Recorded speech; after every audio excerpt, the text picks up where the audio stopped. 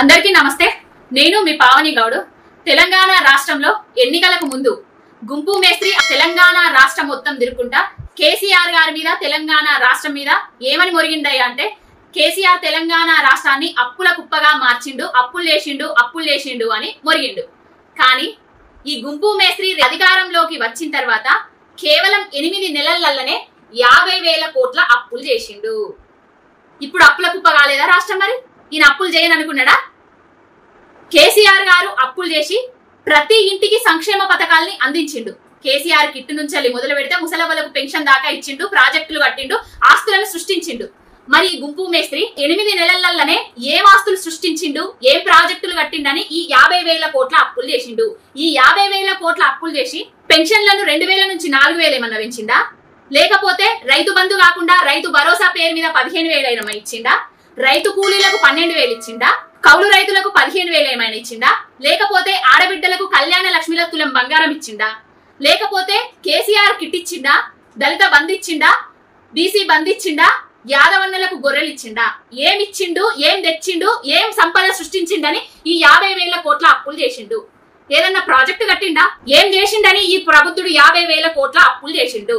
ఎందుకు చేసిండయ్యా అంటే పదే పదే ఢిల్లీకి పోవడానికి, సూట్లు బూట్లకు, స్పెషల్ ఫ్లైట్ల ఖర్చులకు, అమెరికాలకు పోయి పెట్టుబడులు మురుగుతున్నాడు కదా, అమెరికాలకు పోయి ఎంజాయ్ జల్సాలు చేయడానికి, ఇక్కడ దోచుకున్న డబ్బును అక్కడ దాచుకోవడానికి, సొంత కంపెనీలను సృష్టించి అన్నాదమ్ములకు పంచిపెట్టడానికి ఇవన్నీ అప్పులు చేసిండు. కేసీఆర్ గారు తెలంగాణ సంసారాన్ని అప్పుల కుప్ప చేసిండు.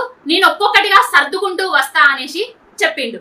కానీ ఈయన ఏం చేస్తాండయ్యా అంటే 8 నెలలల్లా 50,118 కోట్ల అప్పులు తెచ్చి నిమిషానికి 14.5 లక్షల చొప్పున అప్పు చేసుకుంటా గంటకు 8.7 కోట్లు, రోజుకు 210 కోట్లు, నెలకు 6,264 కోట్ల అప్పులు చేస్తాడు.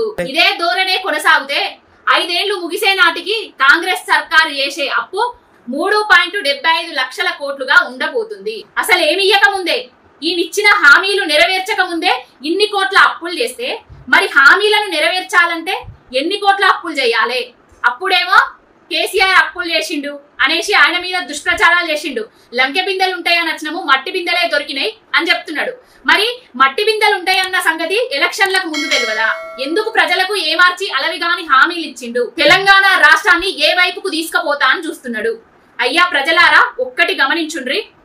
అప్పులు చేసిండో కుప్పలు చేసిండో కేసీఆర్ గారు ప్రతి తెలంగాణ పౌరుడికి, తెలంగాణలో ఉన్న కుటుంబానికి సంక్షేమ పథకాలు అందించిండు, నీళ్లు ఇచ్చిండు, కరెంట్ ఇచ్చిండు, అన్ని సకల సౌకర్యాలను కల్పించిండు. కానీ ఈ గుంపు మేస్త్రి అప్పులు చేసి కరెంటు బంద్ అవుతుంది, నీళ్లు బంద్ అవుతానే, యూరియా కోసం లైన్లలో నిలబడతానా, తాగేతందుకు నీళ్లు లేని చూసినాం, సాగుకు నీళ్లు లేకుండా చూస్తున్నాం. మరి ఈ అప్పులన్నీ ఎవరింట్లో పెడుతున్నాడు, ఎవరికి చేస్తున్నాడు? ఒక్కసారి గమనించుండ్రి.